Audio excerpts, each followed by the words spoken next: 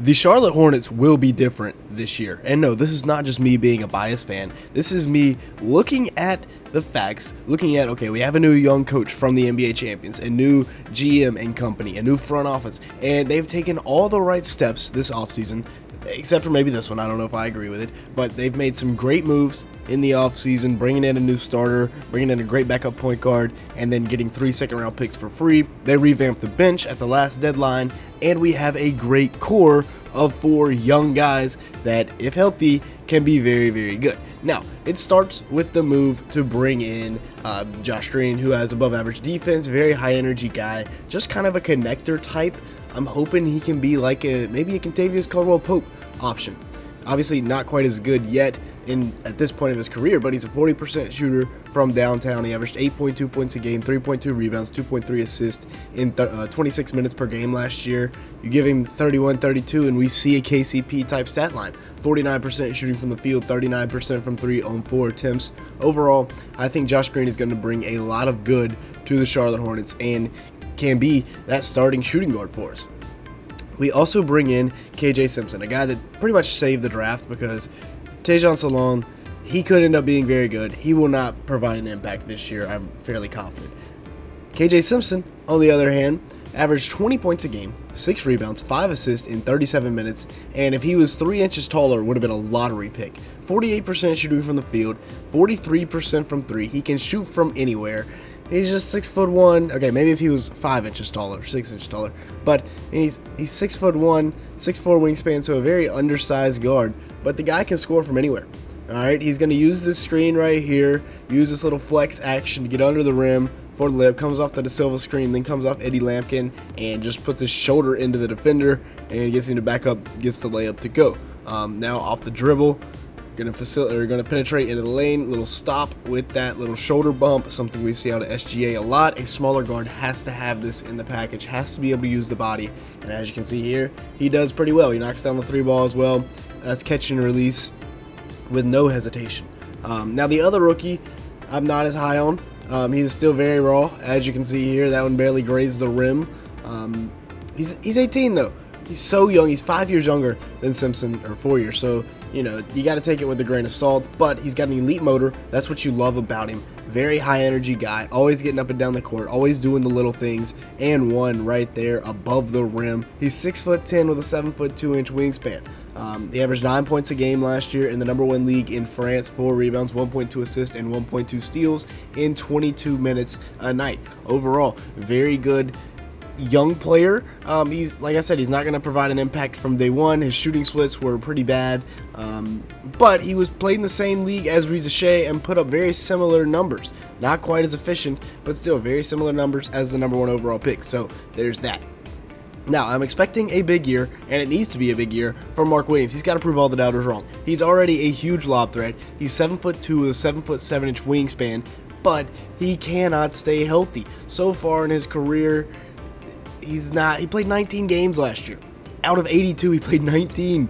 All right, 12.7. There's football players playing more games in a season than Mark Williams played last year. 12.7 points a game, 9.7 rebounds, 1.2 blocks in like 26, 27 minutes a game, 65% shooting from the field. And if he has this stat line right here that Basketball Reference is predicting him for this year per 36 minutes, I will be very pleased. I will be very, very pleased because I'm hoping he can play about 30 minutes a night. Both of these guys missed 60-plus games last year, which was a huge piece of our team and a huge part of the problem as to why we couldn't win games last year. Half our team just wasn't available.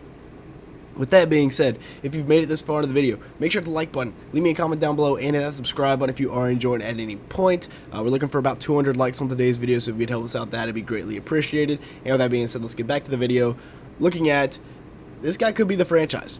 Brandon Miller. He just had a phenomenal rookie year. Now, I'm not going to talk about him too much because I made a whole video on him, so if you want to go watch it, it's in the recents, a couple weeks ago. 17.3 points a game, 4.3 rebounds, 2.4 assists in 32 minutes last year for Brandon Miller on 44% shooting from the field, 37% from 3 on 6.7 attempts. As a rookie, you can't ask for much more than that, especially as a wing, a scoring wing. He's looking like the #1 option. You know, maybe give him the keys. I don't know. LaMelo's still a point guard. I'm going to ride LaMelo. Pause. but I think LaMelo is still our guy. 22 games played last year. Massive extension, of course. He's here till 2030. So hopefully he's not like tanking on purpose. I don't think he is. But still, he's going to be here till 2030. He's here for the long run. He averaged 24 points per game, 8 assists, and 5 rebounds last year, as well as 1.6 steals per game. Shot 43% from the field, 36% from 3 on 9 attempts. So he is a very solid player. He had an elite 9-game stretch last year. We've talked about it in all of the videos this season. If you've watched, or this offseason, if you've watched any of my Hornets content, you'd know. But I think LaMelo is going to be all right. I think if he has a fully healthy season, he's wearing the ankle braces, he'll be fine. And then we have Miles. 3 years, $75 million extension, front-loaded. Love that. Great value for a guy in Miles that averaged 21 points a game, 7.3 rebounds, 3.3 assists, 1.6 steals. And before you ask, yes, I am a believer in second chances. 46% shooting from the field, 35% from 3 on 6 attempts. Pretty solid season last year for Miles, to be honest. And he was pretty much available the whole year. Went from 33 to 35% shooting from 3. I'm so glad we got him locked up long term. We'd be going backwards if we lost him for nothing. The bench revival was very good. We had the 24th rated bench last year in the NBA. That is, frankly, not good enough. We got Micic at the deadline, Trey Mann, Grant Williams. We had Nick Richards already. He's back. Cody Martin hopefully will be back from injury. He's a good wing. We see what his brother can do. And then we also have Nick Smith, the young guy there, as well as the 2 rookies. We'll see what happens with the rookies and Nick Smith Jr., but I like our bench this year. Would have been cool to keep Bertans, but I mean, $16 million, I'm not interested in paying him that. 14 points a game, 5.2 rebounds, 3.2 assists for Grant Williams last year, as well as 0.7 steals. Those are really good numbers. Coming off the bench this year, 51% shooting from the field, 37% from 3 if he keeps that up. I mean, the bench is going to be looking much better. It's very easy when a guy like Micic is just giving you passes like that, though. Then you have Trey Mann, okay? Can play the point guard, can play the 2 guard, really a combo guard. Maybe he ends up starting at the 2, but I think right now he's going to be our 6th man. 12 points a game, 4.5 rebounds, 5.2 assists, and 1.7 steals. I like that a lot. 45% shooting from the field, 36% from 3 on 4 attempts. You bring Micic and Mann off the bench, and then Grant Williams is like the 8th man. Throw in some Nick Richards, throw in some Cody Martin. I like this a lot.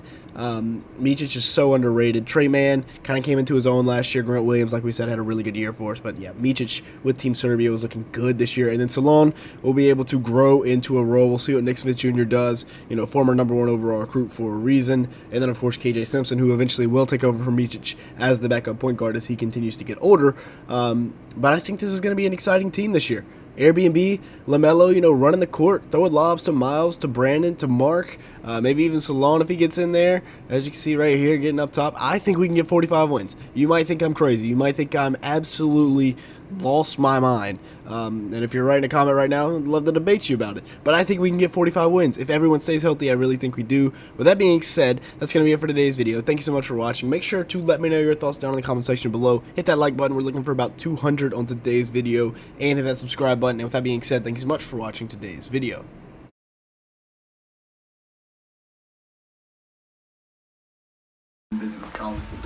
Subscribe to Backyard Buckets right now!